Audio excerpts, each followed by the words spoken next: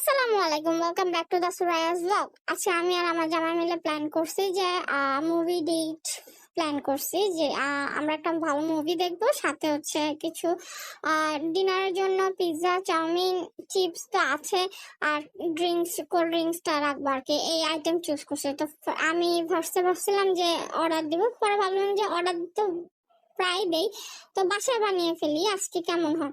তো ফার্স্ট আমি পিৎজার জন্য ইস্টাকে রেডি করে রেখে দিলাম। তারপর আমি সবগুলো ভেজিটেবল কেটে রেখে দিছি।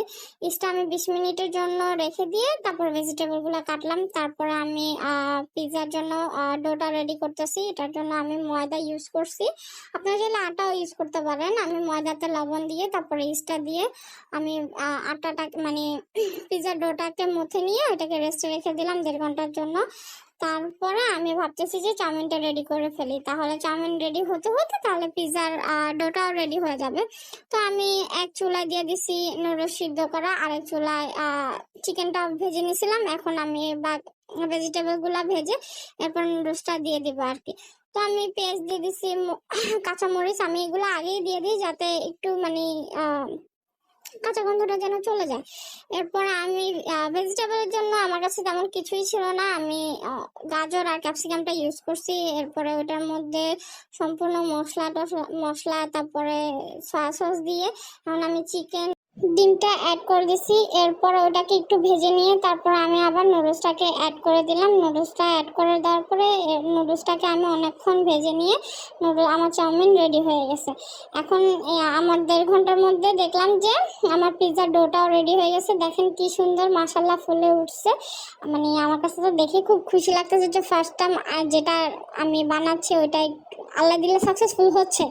তো আমি পিৎজার ডোটাকে আবার আরেকটু আটা মানে ময়দা দিয়ে মথে নিলাম, তো ভালো মতো। এরপরে পিৎজার ডোটা মানে বেলার দরকার নাই, এটাকে হাত দিয়ে মানে একটা শেপে আনতে হয়। এবড়ো থেবড়ো হলেও সমস্যা নাই, পিৎজার ডোটা একটু এরকমই হয়। যেহেতু আমার কাছে ওভেন নেই, তাহলে আমি এই পিৎজাটা আমি চুলায় রেডি করবো। তো এর জন্য আমি আমার স্টিলের প্লেটে একটু ময়দা দিয়ে ছড়িয়ে নিলাম। এরপরে পিৎজার এই ডোটাকে প্লেটে শেপে করে নিয়েছি। এরপরে আমি একটা কাঁটা চামচ দিয়ে এটাকে হালকা হালকা করে ফুটা করে নিচ্ছিলাম। এটা দেখলাম যে সবখানেই করে, এটার কারণে মনে হয় যে সসগুলো ভিতরে যায় আর কি, ভিতরের ক্রাস্টটা রেডি হয়।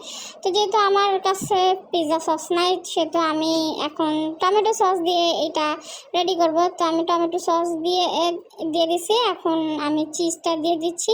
আমি আজকে একটা পুরো চিজ এই পিৎজার মধ্যে ব্যবহার করতেছি, মানে বাসায় যেহেতু রেডি করতেছি তাহলে কেন আমি কিপটা করবো, আমি চিজ ভরপুর দিছি, ইচ্ছা মতো দিছি।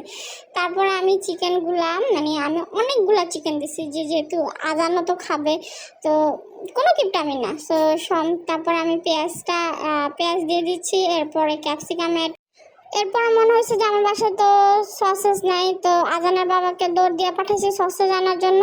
আমি আস্তে আস্তে সব কিছু রেডি করতেছি। যে সসেজ আনার পর আমি সসেজটাকে ভেজে নিয়ে এখন আমি সসেজটাও দিয়ে দিচ্ছি। মানে আমি বললাম তো বাসায় যেহেতু পিৎজাটা রেডি করছি আর ফার্স্ট টাইম, তাহলে আমি সব কিছু দিব, কোনো কিছুই বাদ যাবে না। তো আমি সসেজটাও দিয়ে দিচ্ছি। মানে দেখতেই কত সুন্দর লাগতেছে, মনে হচ্ছে যে এখনই কাঁচাই খেয়ে ফেলি। তো এরপরে আমি চিজ উপর দিয়ে আবার দিয়ে দিচ্ছি চিজ, মানে ভরপুর পরিমাণে চিজ দিছি। চিজ দেওয়ার পর আমি অল্প একটু চিলি ফ্লেক্স আর অরিগানো দিয়ে এটাকে চুলায় বসিয়ে দিলাম। এটার ভিডিও আমি করতে ভুলে গেছি সম্পূর্ণ। এই যে দেখেন আমার পিৎজা মাশাআল্লাহ দিলে কত সুন্দরভাবে হয়েছে। কেউ কি বলবে এটা বাসার পিৎজা না? তো আমাদের snacks ready, pizza, chow mein, chips, cold drinks ready. তো আমরা মুভি যে ছাড়বো, আমার ছেলে বসে বসে কোকোমেলন দেখতেছে, ও না ঘুমানো পর্যন্ত আমি কোনো কিছুই রেডি করতে পারতেছি না। তো এরপর আমি খাওয়া শুরু করে দিয়েছি, আমার এত খিদা লাগছিল। আমি লাস্টে ক্রু মুভিটা দেখছি। তো এই ছিল আজকের ব্লগ। নেক্সট ব্লগে আপনাদের সাথে দেখা হবে। থ্যাংক ইউ, আল্লাহ হাফেজ।